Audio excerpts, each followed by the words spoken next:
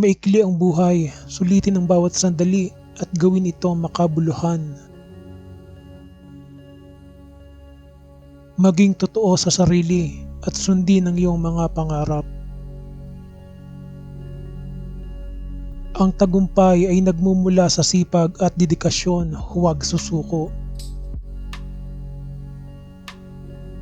Ang pamilya ay lahat, pahalagahan ang mga sandaling kasama sila. Ang musika ang aking takas, dito ko natatagpuan ang aking kapayapaan at kaligayahan. Harapin ang mga hamon sa buhay, ito ang nagpapalakas sa iyo.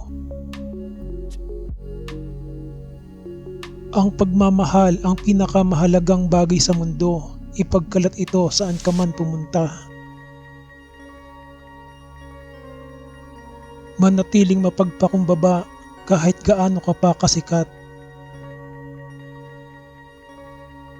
Maniwala sa sarili, kaya mong makamit ang magagandang bagay. Palibutan ng sarili ng mga positibong tao na nagpapalakas sa iyo. Ang buhay ay isang paglalakbay, sulitin ito at matuto sa bawat karanasan. Maging mapagpasalamat sa kung anong meron ka at magsikap para sa gusto mo.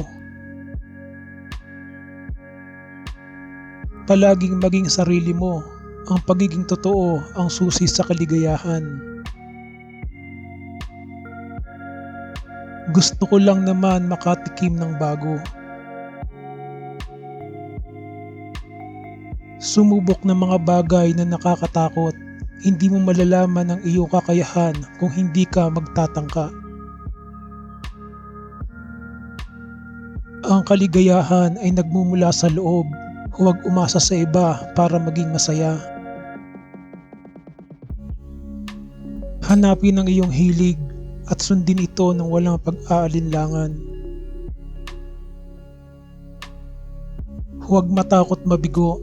Ang pagkabigo ay bahagi ng tagumpay. Manatiling nakatutok sa iyong mga layunin at huwag magpaapekto sa mga negatibo. Matutong magpatawad at bitiwan ng mga sama ng loob. Ito lamang ang mga pumipigil sa iyo.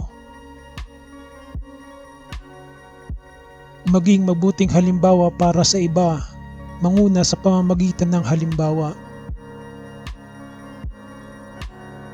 Manatiling positibo kahit sa mahirap na panahon. Ito ang susi sa pagtatagumpay ng mga balakid.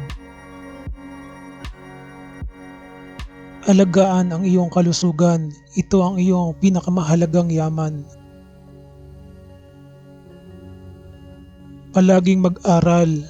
Ang kaalaman ay kapangyarihan.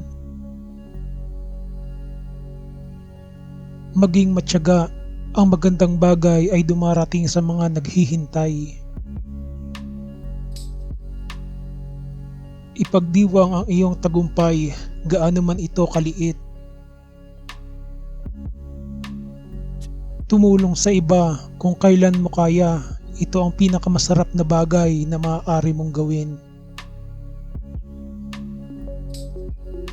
Manatiling mausisa at bukas ang isipan, laging may bagong matututunan.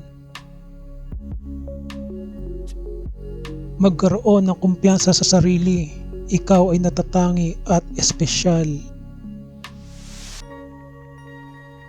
Mamuhay sa kasalukuyan, huwag magmukmok sa nakaraan o mag-alala sa hinaharap.